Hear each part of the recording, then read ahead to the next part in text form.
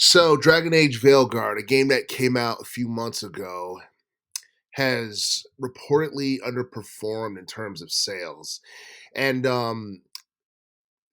basically, the story that's going around on the web is that Electronic Arts expected the game to sell more than it did following its launch, mainly because its prequel, Dragon Age Inquisition from 2014, sold way more in a short period of time. I'm talking about millions more. Like Dragon Age Inquisition from 2014 did like 12 million in terms of overall sales. And Dragon Age Veilguard has not come close to that. Now, granted, we may have to give the game some time for it to, reach anything, close to that.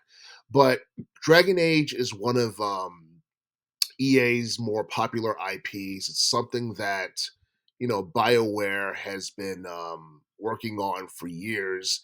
And you look at the latest Dragon Age game, it got a Metascore of 82 and it got a user score of 3.9, which is generally unfavorable. So that means this game was actually one that got an even worse reception than Inquisition, because Inquisition got a Metascore of 85 and a user score of 6.1. So Inquisition was considered to be overrated, but at the same time, it was more successful. And I think one of the reasons why Inquisition was so popular back in 2014 was because it was a pretty poor year for gaming in general, because there wasn't a lot of like high profile video games from 2014 I can remember off the top of my head, especially within the RPG genre. Outside of maybe Dark Souls 2, there wasn't really any like high profile RPGs that came out that year that I'm aware of.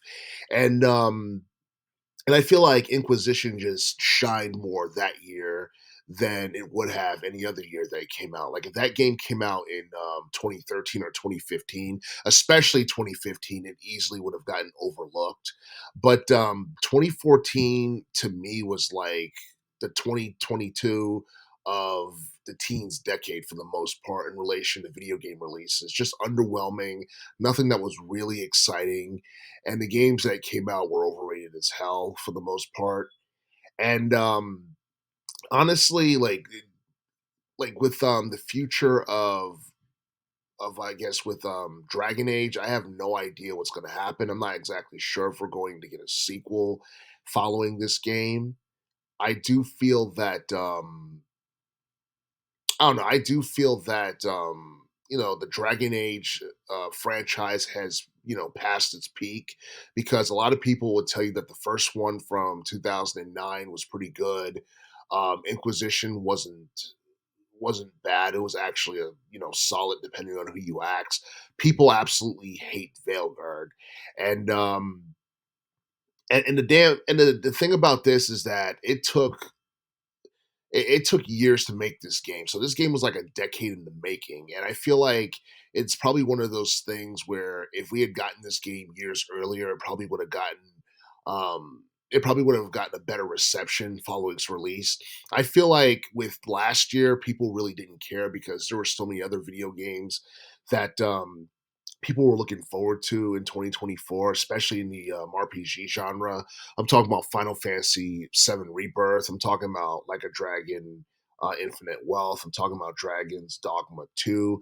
I'm talking about Metaphor, Ren Fantasio, Black Myth Wukong. There are other games that people were looking forward to. So I don't feel like the latest Dragon Age game, really like stood out as much as it would have if it came out any other year. If that game had came out in 2022, it probably would have been like nominated for like best RPG of that year or whatever. But I digress.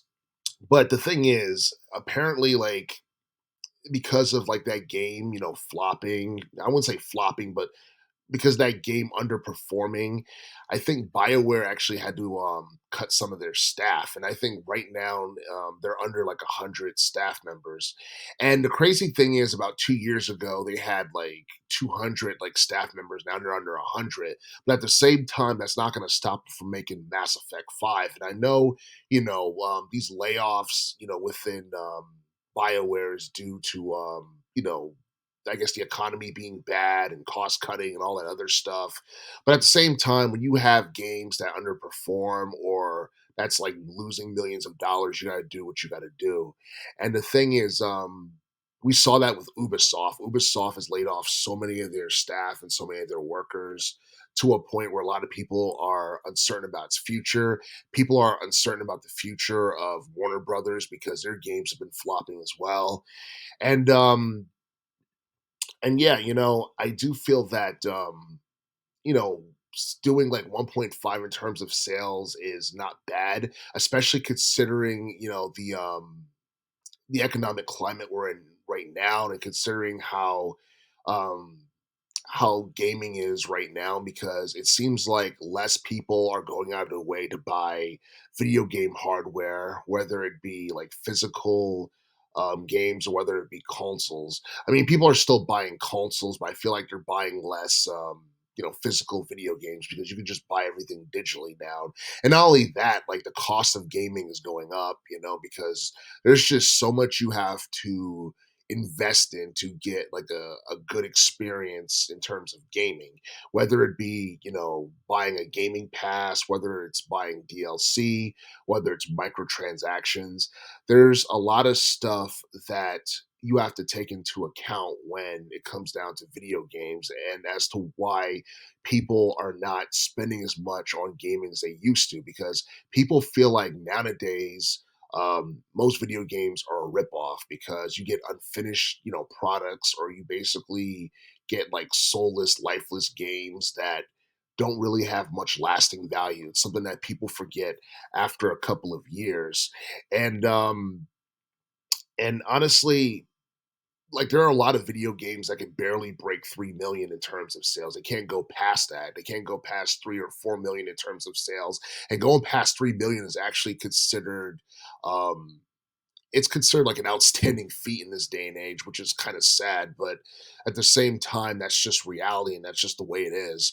Um I do feel that it's possible that the sales for Dragon Age Veilguard could get better as time goes by, but based off of some of the reviews I've read about this game, I don't see that happening. And honestly, it doesn't surprise me that this got overlooked the way that it did. But at the same time, that game came out like towards the holiday season of last year, and like if this game had got blown out of the water in terms of sales back in 2023, I understand because there were so many good games that came out that year. And I've said this on, many other videos. 2023 was one of the best gaming years that we've had in quite some time. But I don't know, 2024 kind of felt like a step down from what we got in 2023 in terms of high profile releases. 2025 looks promising. And as far as this particular game is concerned, I feel like this is something that unfortunately, people are going to, forget about as time goes by.